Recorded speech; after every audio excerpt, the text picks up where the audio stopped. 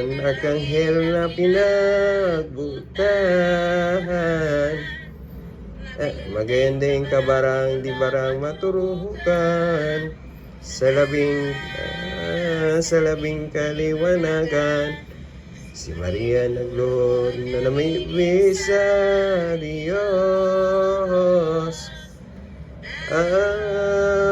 Iyong ani si paglaog sa orotaryo nagdagos, ang anghel sugo ng Diyos. Kanya sinabi at karakukurangnan Maria, napano ka nin grasya, urog na pinaglain ka sa mga babaeng iba. Saan man ang uwining ulay ni Maria na paladan,